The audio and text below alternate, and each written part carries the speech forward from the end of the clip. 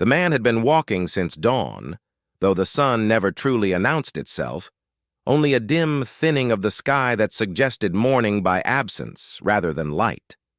His boots were cracked along the seams, stitched too many times by hands that no longer remembered hope, and each step pressed cold through the soles until the bones in his feet felt like glass.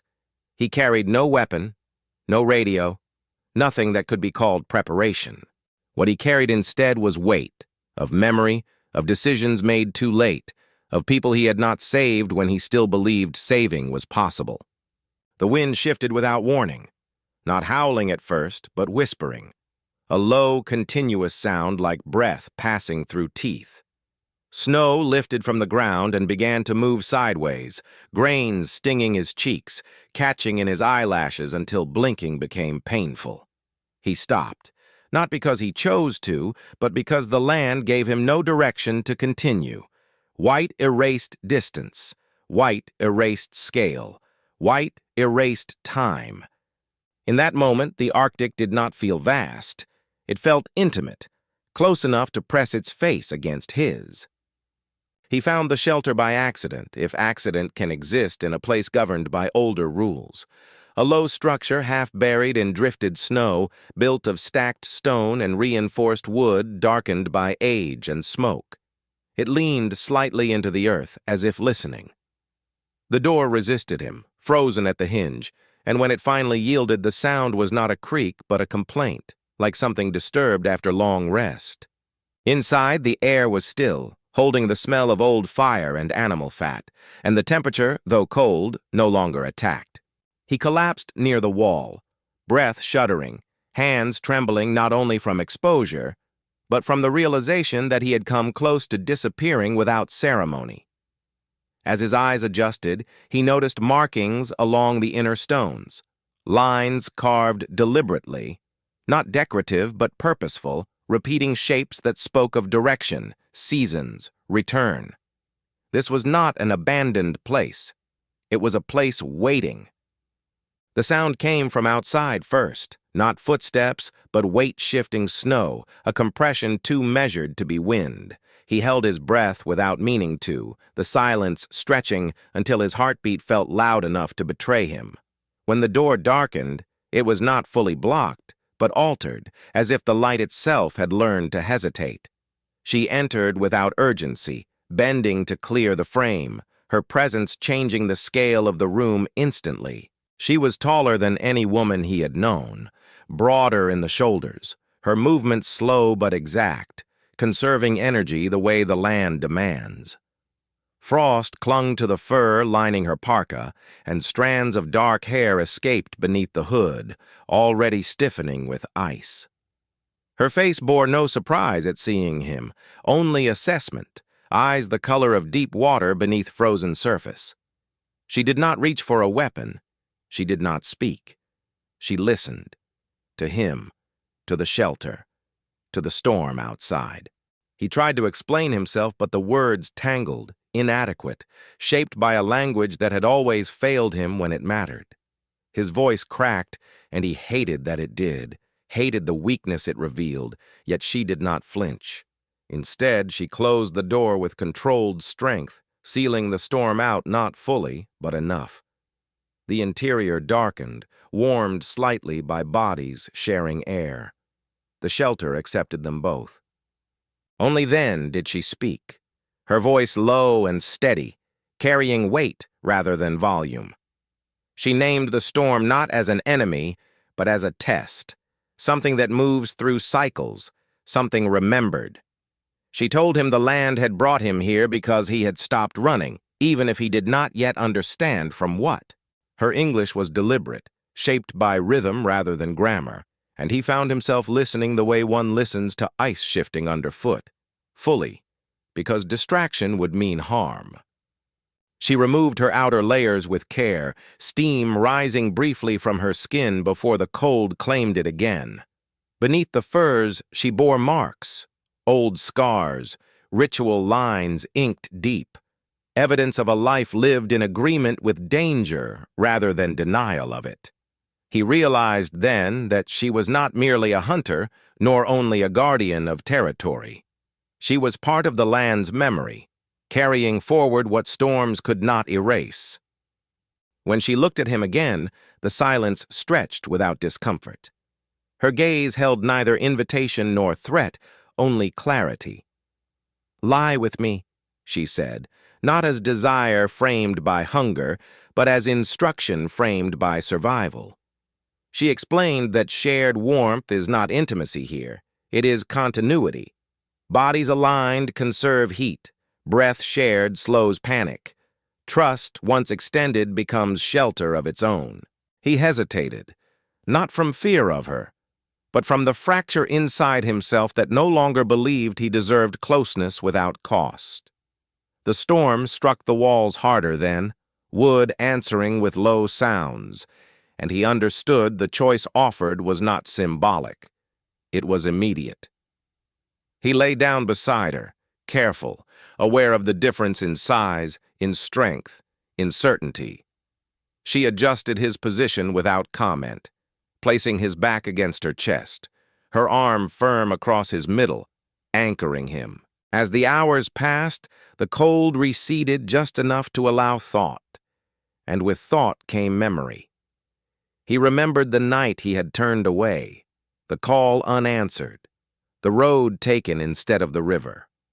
Regret rose, sharp as wind, but her breathing behind him remained steady, a metronome grounding him to now. Outside, the storm continued its work, reshaping the world without malice. Sleep did not come easily, but rest did, a loosening of the body that felt like surrender rather than defeat. He realized then that survival was not about endurance alone. It was about allowing oneself to be held by something stronger, older, and unashamed of its power. In the shelter, with the giant Huntress bearing the night without effort, he felt the first true stillness he had known in years. Morning did not arrive like a promise. It arrived like permission. The storm eased in fragments. First the violence stopped, then the sound thinned, then the air itself seemed to unclench. Inside the shelter, the darkness softened into a dim gray, the kind that makes edges appear before shapes become certain. He woke with his cheek pressed to fur that smelled faintly of smoke and salt, and for a moment he forgot where he was, forgot the Arctic, forgot the years that had taught him to wake already braced for disappointment.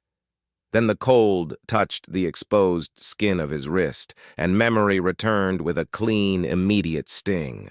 She was already awake because she seemed to live in a state beyond sleeping, resting, yes, but never surrendering awareness. Her breathing was slow, controlled, the breath of someone who does not bargain with panic. She shifted her arm from his midsection without haste, as if removing a tool she had used properly and no longer required. When he turned, he saw her eyes on him, steady and unreadable, and he understood something that unsettled him more than the storm. She had not held him to claim him, but to keep him alive, and she expected him to respect the difference. He sat up slowly, joints stiff, fingers numb at the tips. The shelter felt smaller in daylight, and the carved markings on the stones stood out more clearly, patterns repeating like tracks that never fully fade, circles interrupted by lines that pointed toward corners of the room. She noticed his attention and spoke, not explaining the symbols as decoration, but acknowledging them as memory. This place, she implied, belonged to a story older than either of them, and being inside it meant being answerable to it. He nodded, though he did not fully understand, and the act of nodding felt like an agreement he had not known he was capable of making. She built a fire with movements so practiced they seemed almost quiet. A spark caught in dry tinder, then a small flame, then the steady crackle of wood warming into life. The sound was intimate in the way warmth is intimate. Close, unavoidable, honest. He watched the firelight gather on her face, revealing the texture of her skin, the pale scars, the inked lines, and the calm strength beneath them. She warmed a small pot, melting snow into water, adding something dried and dark, meat, perhaps, or fish, without ceremony. When she handed him a cup, he took it with both hands, grateful not only for heat, but for the fact she did not ask him to explain himself yet. Outside, the world had been remade. Snow rose in sculpted ridges against the stones, and the air was filled with floating crystals that caught the weak light like suspended glass. The wind still moved, but now it moved with patience rather than cruelty. He stepped to the doorway and felt the cold wrap him again, not as an attack but as a warning. You are never fully forgiven here. His lungs tightened on the first breath, and he tasted iron in the back of his throat. He realized he had come closer to dying than he had admitted to himself, and the realization did not produce drama, only a quiet, shaking humility. She joined him at the threshold, scanning the white distances as if reading a page. Her gaze moved not randomly but in measured sweeps, checking the slope of drift, the direction of scoured ice, the faint lines where wind had revealed hard ground beneath snow. Then she looked at him and asked a question that was not about where he came from, but why he had been alone. The phrasing was simple, but it carried an entire moral landscape. In this place, being alone is not merely circumstance, it is consequence. He tried to answer with facts, boat, fuel, miscalculation, whiteout, but she listened with the patience of someone who could hear what he avoided saying. When his voice faltered, he felt anger rise at himself, sharp and familiar. He had spent years keeping grief in a sealed compartment, telling himself it was strength, telling himself it was necessary, until it became habit and then identity. He had lost someone. He did not speak the name yet, and the loss had not only broken him, it had rearranged his ability to trust. The Arctic, he realized, was not the first cold place he had wandered through. It was simply the first cold place that refused to let him pretend he was fine. She did not press him for details, but she did not let him hide behind silence either. Instead, she offered structure. She said that in storms, the mind lies.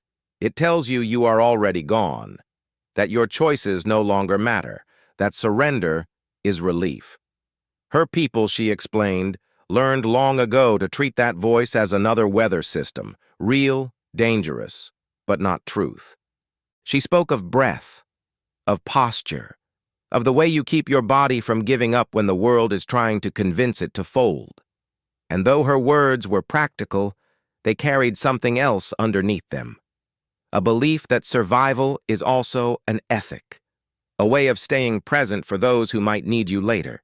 He noticed then the small items near the fire, tools arranged neatly, a blade sharpened with care, strips of hide folded, a bundle wrapped in cloth that had been repaired many times. Nothing here was wasteful. Nothing here was accidental. Every object had a history of being used, cleaned, respected, returned to its place.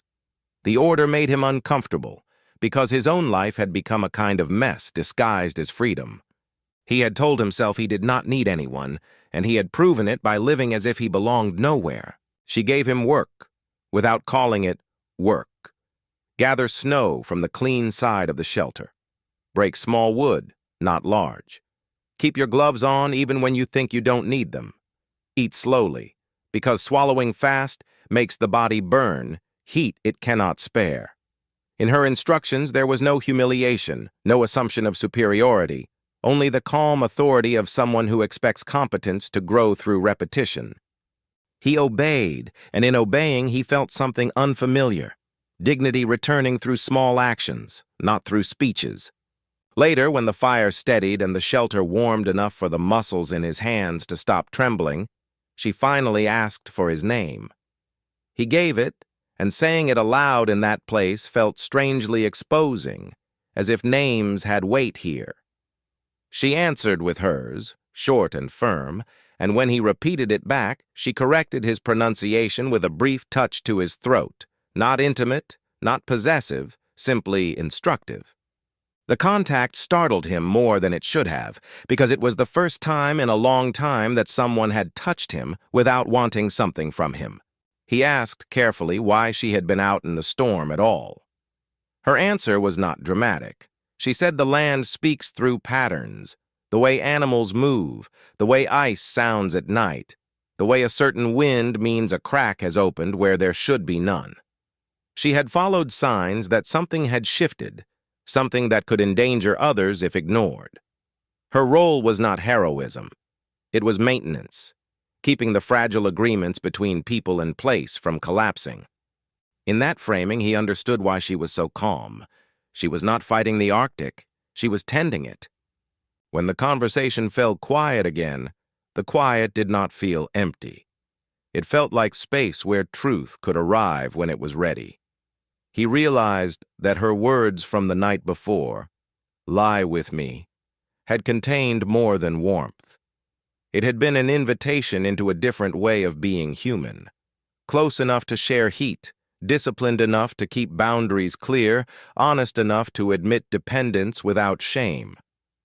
He thought of the person he had lost and felt the old pain rise, but this time it did not swallow him whole. It simply existed, alongside the fire, alongside her steady presence, alongside the possibility that he could still become someone who stayed. By late afternoon, she began preparing to move. The storm had left behind a deceptive calm, the kind that tempts the careless into believing the land has softened. She checked her gear, tightened bindings, studied the sky's faint changes. Then she looked at him and said, plainly, that he could not go back the way he had come. Not yet. Maybe not at all. Something out there had shifted. Something she needed to show him, and if he stayed alone, the Arctic would finish what the storm started. Her tone carried no threat, only certainty. He should have resisted. He should have argued, insisted on independence, insisted on the familiar fiction that he could manage. But he remembered how the white had erased the horizon, how easily he had nearly vanished. He remembered the warmth of her arm across his middle, not as romance, but as reality. And when he finally nodded, agreeing to follow, he felt the first real turning inside him. Not a sudden transformation, but the slow, stubborn beginning of change. They left the shelter before the light could make promises it would not keep. The Arctic morning was thin and undecided, a pale wash that revealed contours without granting warmth, and the cold returned to his skin with renewed authority the moment he stepped outside. She moved ahead of him, not to lead dramatically, but because the land required hierarchy. Someone reads first, someone follows, both survive. Her footprints pressed deep and deliberate into the snow, and he learned quickly to place his feet inside them, understanding that this was not symbolism, but conservation, a way of letting another's certainty carry part of his burden. The silence between them was not empty. It was layered with sound too subtle for panic-trained ears, the faint groan of ice settling beneath weight, the whisper of wind skimming the snow's surface, the distant crack that suggested pressure shifting miles away. She stopped often, crouching to examine drifts, touching the ground with bare fingers despite the cold, her skin resilient in a way that suggested long negotiation rather than immunity.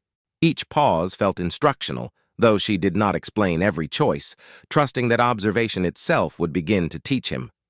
As they moved farther from the shelter, he felt something loosen inside his chest. Not relief, but exposure. The landscape opened into a wide plain interrupted by ridges of ice that rose like frozen waves, their surfaces dulled by years of abrasion. The scale of it made him aware of his own smallness, but not in the way that humiliated. It was the kind of smallness that clarifies responsibility.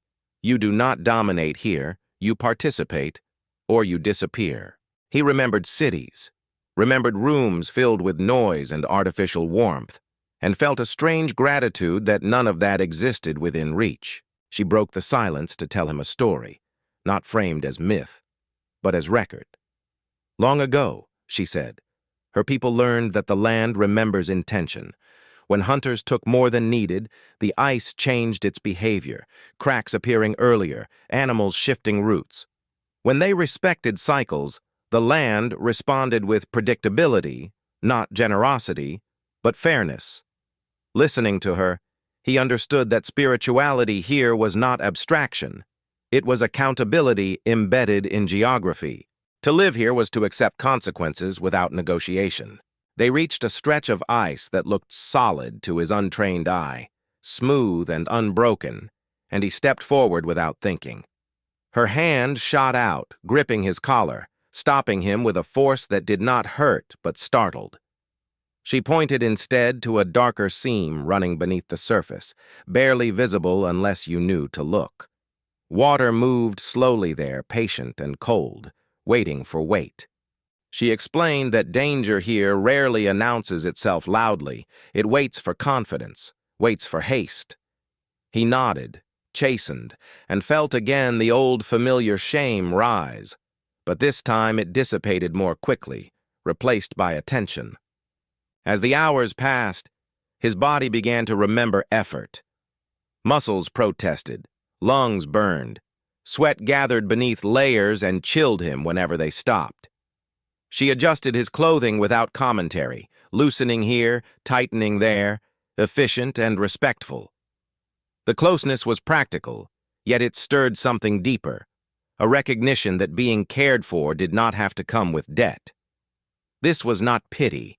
It was maintenance, the same way she tended tools, the same way she read the land.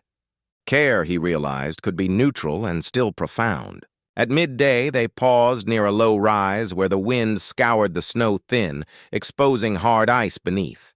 She knelt and pressed her ear to the surface, listening in a way that felt intimate and unsettling. When she stood, her expression had changed, not alarmed, but focused.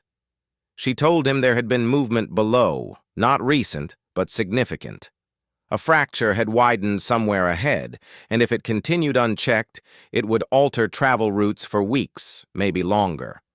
People could be stranded. Animals could be lost. This, she explained, was why she had been out in the storm. The land had warned her, and ignoring it was not an option. He asked quietly what she intended to do. Her answer surprised him in its simplicity.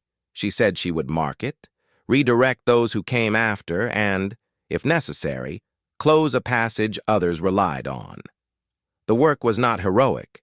It was preventative. No one would celebrate it. Some might resent it. But survival, she reminded him, is often invisible when done correctly. Hearing this, he felt an unexpected ache, a recognition of how often in his own life he had waited for dramatic redemption, for some single act that would erase past failures, rather than doing the quieter work of repair.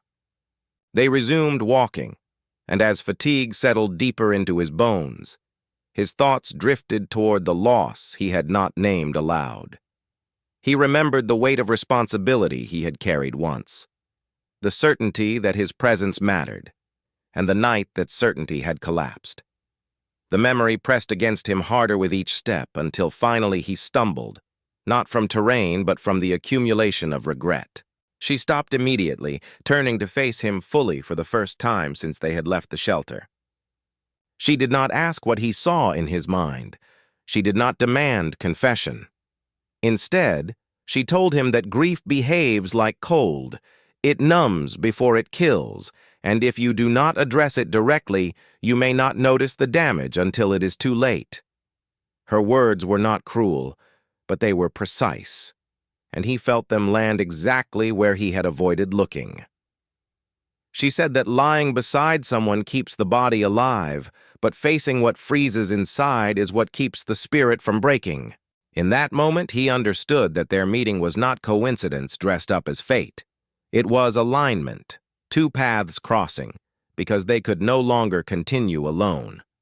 As the light began to thin again, they reached a place where the ice dipped and rose unnaturally, pressure ridges forming a jagged corridor. She slowed, signaling for silence, and he obeyed instinctively now, his trust no longer tentative. The air felt charged, not with mysticism, but with consequence. Somewhere ahead, the land was in the process of changing, and what they did next would matter, not dramatically, not visibly, but deeply. She glanced back at him once, a brief look that held both expectation and respect. He realized then that following her was no longer about survival alone. It was about participation in something larger than his private sorrow. Whatever lay ahead, fracture, choice, risk, it would demand presence, not escape. And for the first time since his loss, he felt capable of offering that presence without fear of what it might cost. The corridor of ice narrowed as they advanced, the pressure ridges rising on either side like frozen walls shaped by forces too patient to argue with. The wind here behaved differently, funneling through the uneven passage in low, pulsing breaths that carried sound farther than expected. Every movement echoed faintly, boots answering boots, fabric brushing against itself louder than comfort allowed. She slowed them to a near stop, her posture shifting, not tense, but attentive, the way one listens when a room falls quiet for reasons that are not benign. She motioned for him to wait while she moved ahead alone, her larger frame navigating the tight space with a grace that seemed to defy scale. He watched how she placed her weight, how she tested each surface before committing, how even her pauses had intention. Left alone for those moments, he became acutely aware of his own breathing, the rhythm uneven from exertion and thought.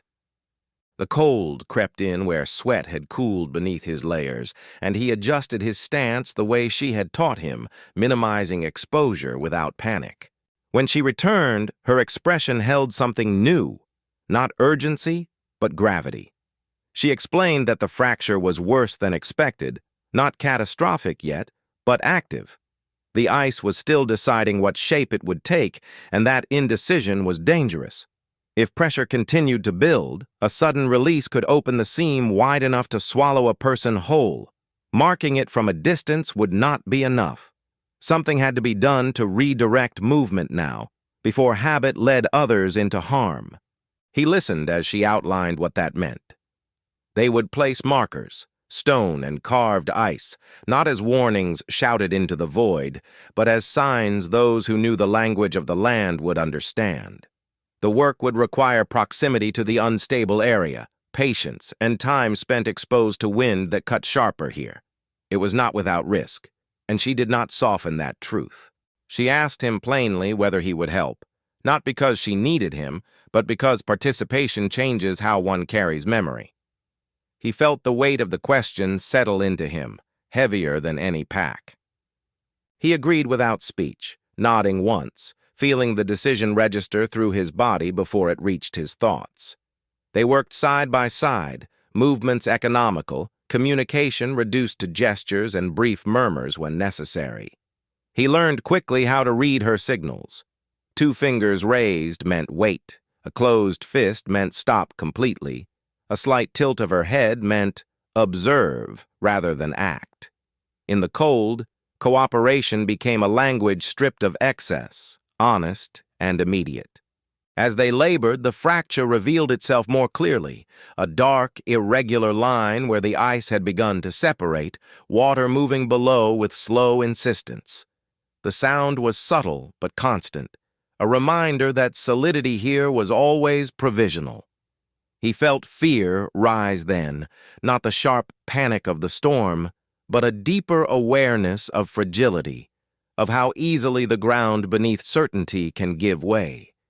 He forced himself to stay present, focusing on each task, each placement, each breath. She spoke again only when the markers were nearly complete, her voice carrying through the wind without strain. She told him that people often misunderstand strength here, believing it lies in endurance alone. Endurance matters, she said, but flexibility matters more. The willingness to change direction when the land demands it, the humility to accept correction. Listening to her, he recognized how rigid he had become in his grief, how he had mistaken immobility for loyalty to the past. The realization did not absolve him, but it did loosen something tight and unyielding inside. The work finished, they stepped back together, assessing from a safer distance. The markers stood modestly against the vastness, not dramatic, not imposing, but clear enough for those who knew how to read them. She seemed satisfied, though satisfaction here looked like quiet acknowledgement rather than pride. The land would continue to shift, she knew, but for now, they had altered the conversation between ice and traveler, and that mattered. As they began the return path, fatigue settled heavily into his limbs, the kind that sinks past muscle into bone. The temperature dropped again as the light thinned, shadows stretching across the snow in long blue-gray bands. He stumbled once more, catching himself before falling, and she steadied him with a hand at his elbow. This time, the contact lingered a moment longer, not to instruct, not to correct, but to anchor. He felt the simple, profound relief of not having to pretend he was unaffected. They reached a natural hollow where the wind eased, and she signaled for rest. As they settled, backs against ice-smoothed stone, she spoke of night travel, of how darkness here is not absence but condition, something you learn to move within rather than wait out. She said they would need to shelter again before full night, and there was a place nearby, older than the one they had left, used rarely but still sound. He nodded, trusting her judgment now without reservation. In the quiet that followed, his thoughts returned to the words she had spoken before. "Lie with me," and he understood them differently now. They were not only about warmth, nor even about survival. They were about alignment, about choosing to face the same direction when the ground beneath you is uncertain. He felt the grief he carried shift slightly, no lighter but redistributed, no longer crushing his chest alone. When they rose to continue, the wind had changed again, subtle but insistent, carrying the promise of another system moving in. She glanced at the sky, then at him, and said that what came next would require more than following footprints. It would require trust fully given, without reserve, because the path ahead would not allow half measures. He met her gaze and felt no urge to look away. They reached the second shelter as the light finally withdrew, not dramatically but decisively, as if the Arctic had finished observing and turned its attention elsewhere. This place was older, its stones worn smoother by time, its entrance narrower, forcing humility from anyone who entered. The air inside carried a deeper scent of history, smoke embedded into rock, animal fat absorbed into wood, the faint metallic tang of tools long removed but never forgotten. When the door closed behind them, the sound felt final, not as an ending but as containment. The cold here was different. It did not rush. It waited. He felt it settle into his joints, into the spaces where exhaustion had already softened his defenses. She moved immediately, preparing the interior with the same calm efficiency he had come to recognize as her true strength. Fire first, wind blocked, gear arranged so nothing touched the ground unnecessarily. Each action was deliberate, and watching her work brought him a strange peace, the relief of knowing that someone understood what needed to be done without needing reassurance or praise. When they finally sat, the fire's glow low and steady, she faced him fully, her posture signaling that this moment mattered. She told him that the land does not offer clean endings. It offers pauses, intervals where one may choose how to carry what remains. Survival, she said, is not only about living through storms, but about deciding what parts of yourself you bring forward when the storm passes. Her eyes did not leave his as she spoke, and he felt the truth of it settle into him with quiet force. He spoke then, finally, of the loss he had carried like an unspoken law.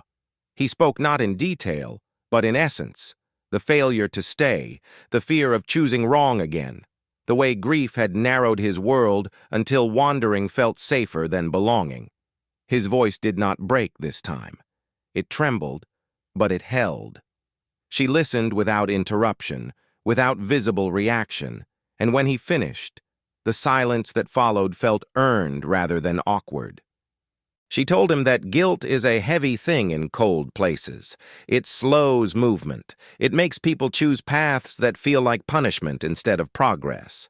Her people, she said, learned long ago that memory must be carried with care, honored, but not allowed to freeze the living. She did not absolve him. She did not judge him. She simply stated that staying present now was the only response the land would recognize.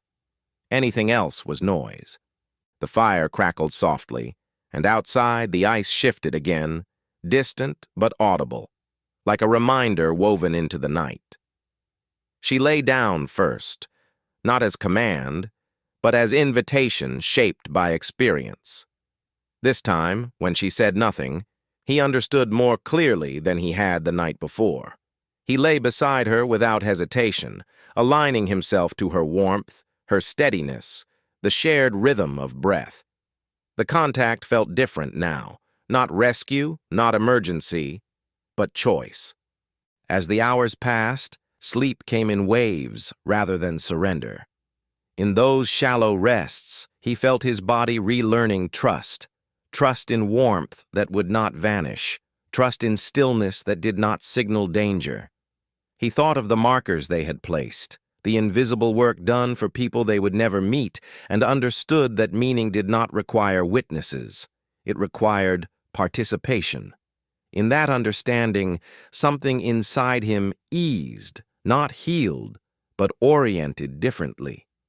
Before full rest claimed him, she spoke once more, her voice low, almost blending with the fire. She said that when morning came, he would have a decision to make. He could return south when conditions allowed, carrying what he had learned back into a world that would not slow down for him. Or he could stay longer, learn the land's language more deeply, accept the discipline it demanded. Neither choice was escape. Both required courage. She would not decide for him. When dawn finally pressed faint light through the shelter's entrance, he woke with a clarity that surprised him. The grief was still there. The past remained unchanged, but the weight no longer dictated his direction. He understood now that being held did not weaken him, and choosing to stay present did not betray what he had lost. It honored it. He rose quietly, stepped outside, and looked across the reshaped snow, not seeing emptiness but pathways. She joined him moments later, standing at his side, not ahead, not behind. The wind moved gently, the land momentarily at rest. Whatever he chose next would not erase his past, but it would shape his future. And for the first time in a long while, that future did not feel like something to endure. It felt like something to enter with open eyes.